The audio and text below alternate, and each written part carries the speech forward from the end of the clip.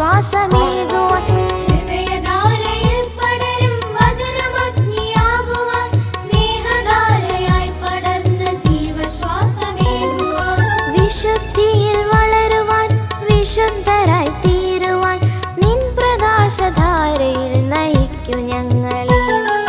വിശുദ്ധിയിൽ വളരുവാൻ വിശുദ്ധരായി തീരുവാൻ നിൻ പ്രകാശധാരയിൽ നയിക്കൂ ഞങ്ങളെ വചനവീഴ്ചയാലുള്ളം